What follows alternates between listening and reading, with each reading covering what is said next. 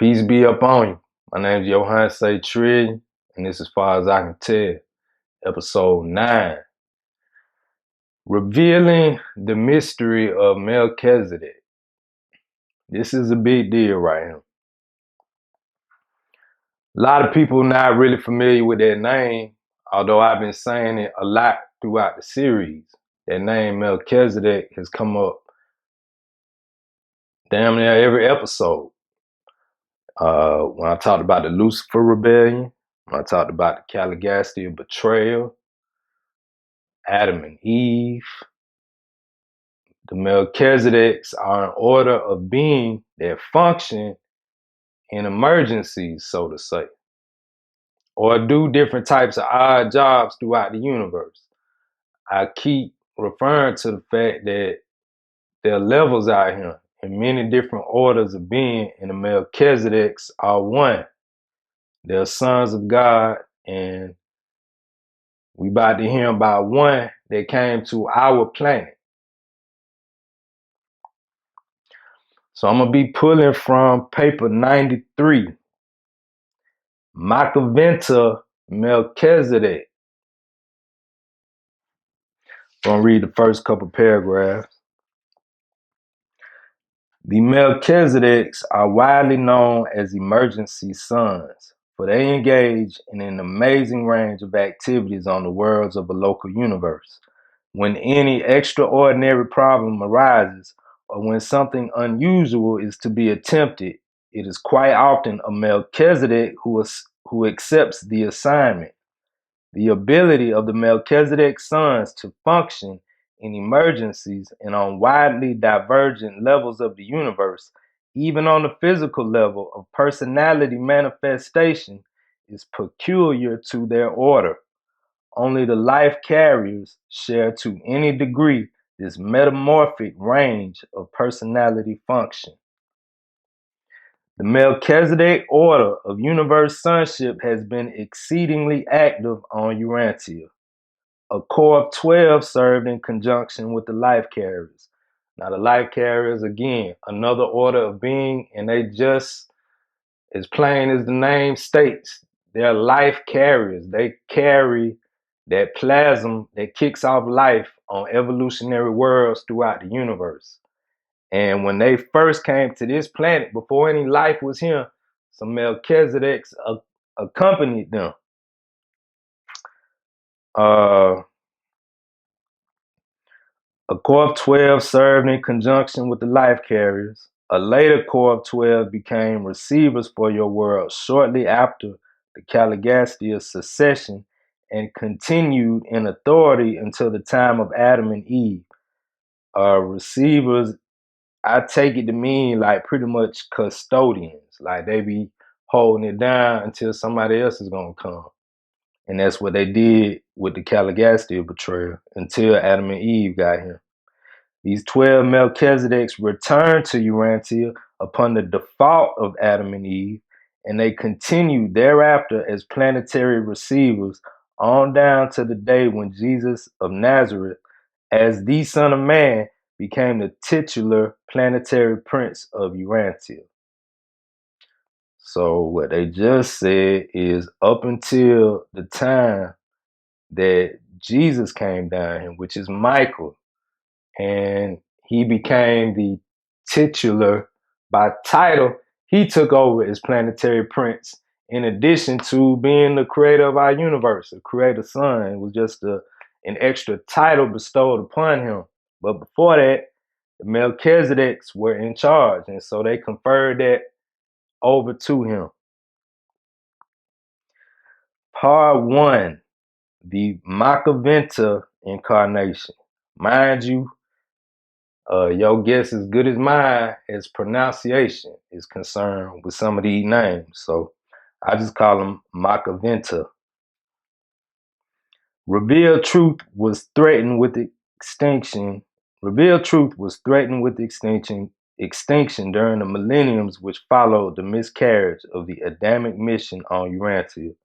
Though making progress intellectually, the human races were slowly losing ground spiritually.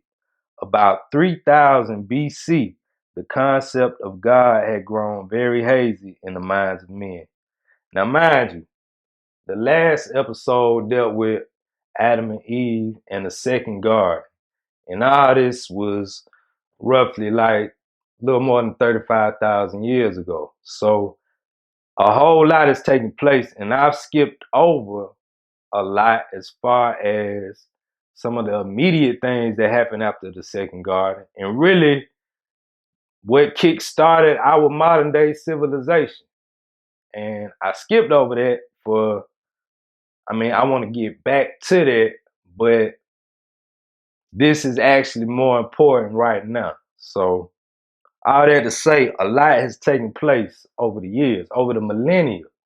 And so we all the way up into 3000 BC. And they saying the idea of a God, a creator, one God, has gotten real hazy in the minds of men.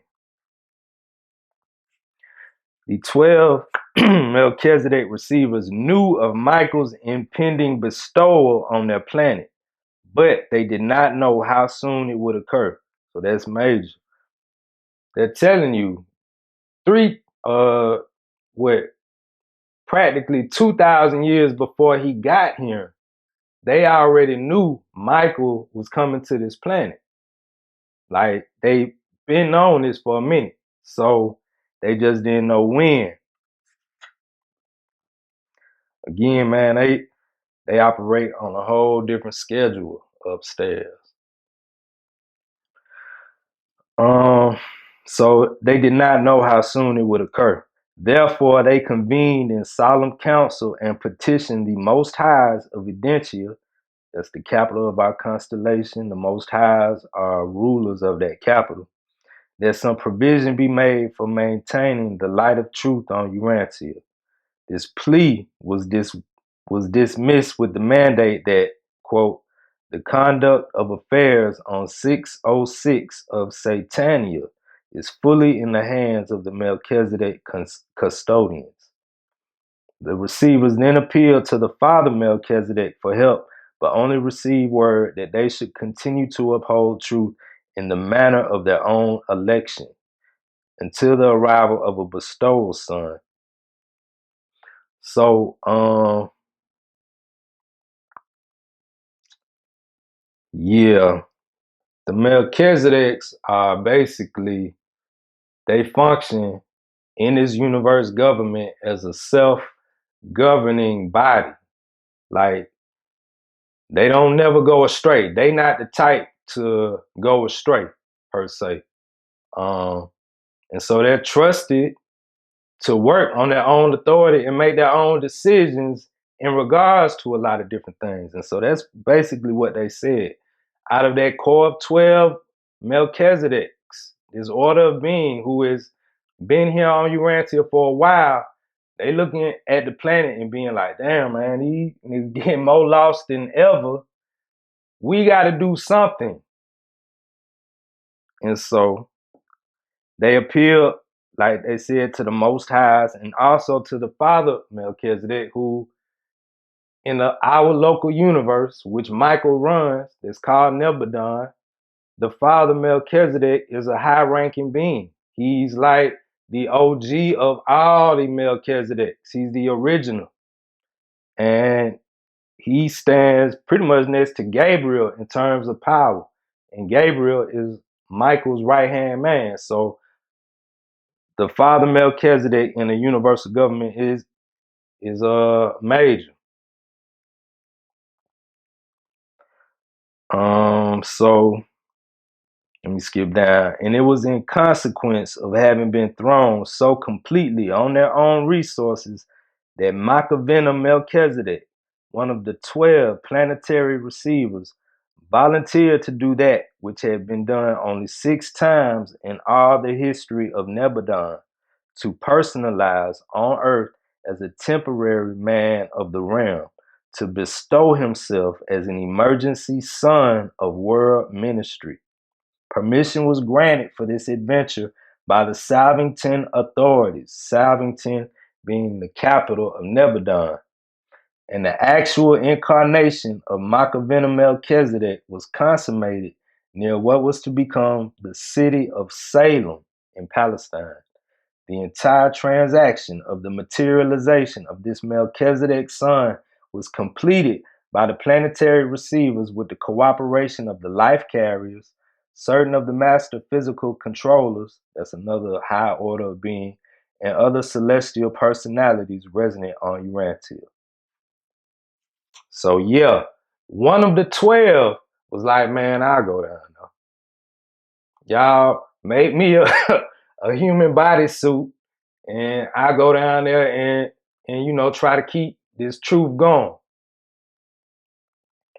Part two, the Sage of Salem.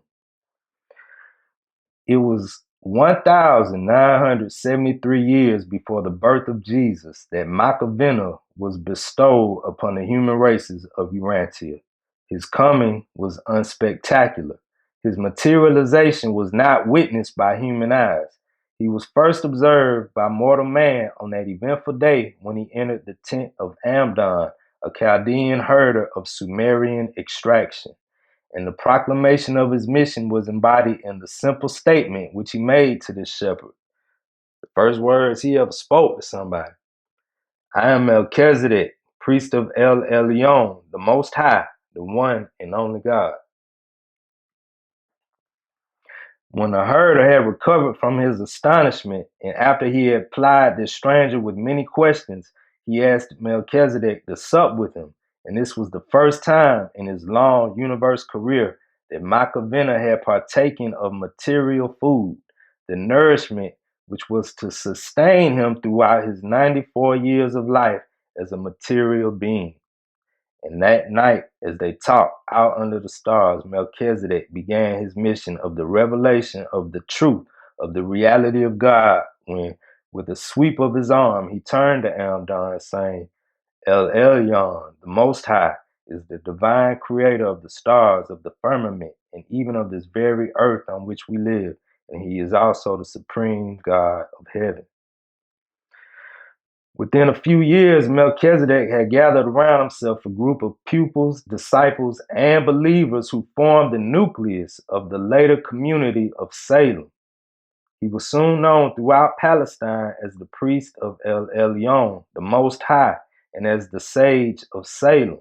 Among some of the surrounding tribes, he was often referred to as the Sheep or King of Salem. Salem was the site which, after the disappearance of Melchizedek, became the city of Jebus, subsequently being called Jerusalem. In personal appearance, Melchizedek resembled the then blended Nardite and Sumerian peoples, being almost 6 feet in height and possessing a commanding presence. He spoke Chaldean and a half dozen other languages. He dressed much as did the Canaanite priests, except that on his breast he wore an emblem of 3 concentric circles. Concentric meaning, within each other. The Satanic symbol of the Paradise Trinity. So those 3 concentric circles represent the Trinity, Father, Son, and Spirit. Um, Though Machiavelli lived after the manner of the men of the realm, he never married, nor could he have left offspring on earth. His physical body, while resembling that of the human male, was in reality on the order of those especially constructed bodies used by the 100 materialized members of Prince Caligastia's staff, except that it did not carry the life plasm of any human race. So the body that he inhabited was made for him like a special order body, and it was the same type that the Caligastia 100 had came down and received and had made for them almost 500,000 years ago. But while they had the blood of man with them, the Caligastia 100 had the blood of man, like Andon, imparted into them. Melchizedek didn't. He didn't have any human blood in him. Um, Nor was there available on Urantia the tree of life. So that tree of life being gone. Had Makavena remained for any long period on Earth, his physical mechanism would have gradually deteriorated. As it was, he terminated his bestowal mission in 94 years, long before his material body had begun to disintegrate. This incarnated Melchizedek received a thought adjuster who indwelt his superhuman personality as the monitor of time and the mentor of the flesh, thus gaining that experience and practical introduction to Urantian problems and to the technique of indwelling an incarnated son, which enabled this spirit of the Father to function so valiantly in the human mind of the later Son of God, Michael, when he appeared on earth in the likeness of mortal flesh. So what they said is they gave Melchizedek a thought adjuster. Again, that spirit of God that indwells the human mind and does just what it say if you let it. It adjusts your thoughts to the divine. That's what the spirit does. So he was indwelt by a thought adjuster who, as they say, uh, a way of gaining that experience and practical introduction to Urantian problems. They did this so that this thought adjuster would be familiar because these thought adjusters come all the way from paradise. And so they did that so this spirit would be familiar with the problems that are unique to Urantia because this same thought adjuster is going to be the one that indwells Michael when he gets him. Deep, bro. And this is the only thought adjuster who ever functioned in two minds on Urantia, but both minds were divine as well as human. During the incarnation in the flesh, Makavena was in full contact with his 11 fellows of the Corps of Planetary Custodians, but he could not communicate with other orders of celestial personalities. Aside from the Melchizedek receivers, he had no more contact with superhuman intelligences than a human being. So remember, he belonged to a Corps of 12. Now that he's on Earth, in the flesh, it's 11 of them. And those are the only superhuman personalities he can communicate with. Part 3, Melchizedek's teachings. With the passing of a decade, Melchizedek organized his schools at Salem, patterning them on the olden system which had been developed by the early Sethite priests of the second Eden. Remember, Seth was the oldest surviving son of Adam and Eve in the second garden, and he started a priesthood. Even the idea of a tithing system, which was introduced by his later convert Abraham, was also derived from the lingering traditions of the methods of the ancient Sethites. Melchizedek taught the concept of one God, a universal deity, but he allowed the people to associate this teaching with the constellation father of Melchizedek, whom he termed El Elyon, the Most High. Basically, he didn't want to drop too much on them, so he was like, as far as they were concerned, the Most Highs in Melchizedek were like gods because this was a long time ago, and man just wasn't ready for all that. So, I'm gonna skip down a little bit. To the rank and file of his followers, he made no effort to present teaching beyond the fact of the rulership of the Most Highs of Edentia, gods of Urantia.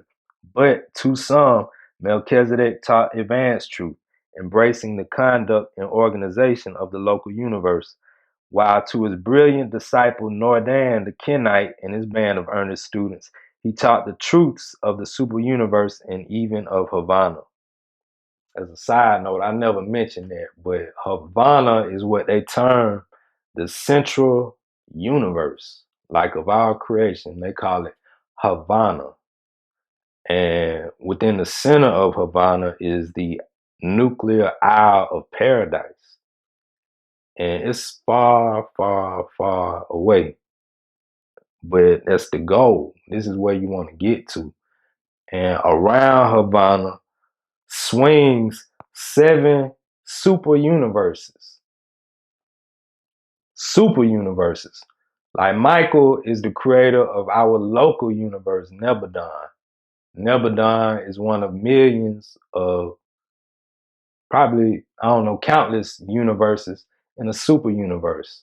And there are 7 super universes that swing around the central super universe called Havana, which within this central super universe is the nuclear isle of paradise. The members of the family of Catro, with whom Melchizedek lived for more than 30 years, knew many of these higher truths and long perpetuated them in their family, even to the days of their illustrious descendant Moses, who thus had a compelling tradition of the days of Melchizedek handed down to him on this, his father's side, as well as through other sources on his mother's side. Melchizedek taught his followers all they had capacity to receive and assimilate. Even many modern religious ideas about heaven and earth, of man, God, and angels are not far removed from these teachings of Melchizedek. But this great teacher subordinated everything to the doctrine of one God, a universe deity, a heavenly creator, a divine father. Emphasis was placed upon this teaching for the purpose of appealing to man's adoration and of preparing the way for the subsequent appearance of Michael as the son of this same universal father. Melchizedek was sent here to plant seeds. Like he had to just get it going. He would have opened an act for Michael, and he had to gather a crowd. You know what I mean? So he had to make a whole people ready to receive Michael. Melchizedek taught that at some future time, another son of God would come in the flesh as he had come, but that he would be born of a woman. And that is why numerous later teachers held that Jesus was a priest or minister, quote, forever after the order of Melchizedek, end quote. That's a quote out the Bible. I forget which book, but people who study are familiar with that. And Melchizedek has caused a little confusion in some ways because the little that's said about him in the Bible definitely relays that he's an important spiritual figure, but it's been worded in such a way as to almost put him before Jesus or Michael. And we're going to clarify all that though. And thus did Melchizedek prepare the way and set the monotheistic stage of world tendency for the bestowal of an actual paradise son of the one God, whom he so vividly portrayed as the father of all, and whom he represented to Abraham as a God who would accept man on the simple terms of personal faith. And Michael, when he appeared on earth, confirmed all that Melchizedek had taught concerning the paradise father. 4. The Salem religion. The ceremonies of the Salem worship were very simple. Every person who signed or marked the clay tablet rolls of the Melchizedek church committed to memory and subscribed to the following belief. 1. I believe in El Elyon, the Most High God, the only universal Father and creator of all things. 2. I accept the Melchizedek covenant with the Most High, which bestows the favor of God on my faith, not on sacrifices and burnt offerings. 3. I promise to obey the 7 commandments of Melchizedek and to tell the good news of this covenant with the Most High to all men. And that was the whole of the creed of the Salem colony. But even such a short and simple declaration of faith was altogether too much and too advanced for the men of those days. They simply could not grasp the idea of getting divine favor for nothing by faith. They were too deeply confirmed in the belief that man was born under forfeit to the gods. Too long and too earnestly had they sacrificed and made gifts to the priests to be able to comprehend the good news that salvation, divine favor, was a free gift to all who would believe in the Melchizedek covenant. But Abraham did believe half-heartedly, and even that was, quote, counted for righteousness. So yeah, they're trying to he's just presenting the idea of God, this monotheistic concept, to people who are used to worshiping many gods and having to offer all sorts of sacrifices to appease these many gods. And he's trying to tell them, I represent him and you don't need none of that. Just believe in him. Know that God is your maker. That's where you come from, and that's it. That's all it takes. And that was too much for them. The 7 commandments promulgated by Melchizedek were patterned along the lines of the ancient Dalmatian supreme law and very much resembled the 7 commands taught in the first and second Edens. These commands of the Salem religion were: 1. You shall not serve any god but the Most High Creator of heaven and earth. 2. You shall not doubt that faith is the only requirement for eternal salvation. 3. You shall not bear false witness. 4. You shall not kill.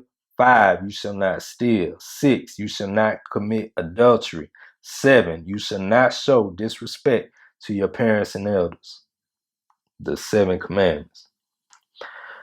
While no sacrifices were permitted within the colony, Melchizedek well knew how difficult it is to suddenly uproot long established customs, and accordingly had wisely offered these people the substitute of a sacrament of bread and wine for the older sacrifice of flesh and blood. It is a record, quote, Melchizedek, king of Salem, brought forth bread and wine, end quote. That's another one of these short little sound bites of Melchizedek in the Bible. But even this cautious innovation was not altogether successful. The various tribes all maintained auxiliary centers on the outskirts of Salem where they offered sacrifices and burnt offerings.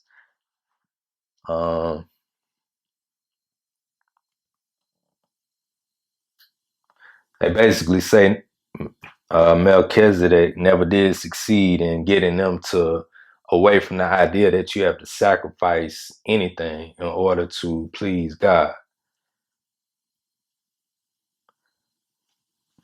Like Jesus, Melchizedek attended strictly to the fulfillment of the mission of his bestowal. He did not attempt to reform the mores, to change the habits of the world, nor to promulgate even advanced sanitary practices or scientific truths. He came to achieve 2 tasks: to keep alive on earth the truth of the one God, and to prepare the way for the subsequent mortal bestowal of a paradise son of that universal father, Michael.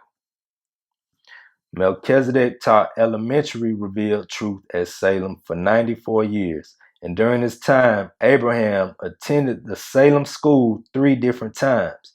He finally became a convert to the Salem teachings, becoming one of Melchizedek's most brilliant pupils and chief supporters. 5. The selection of Abraham.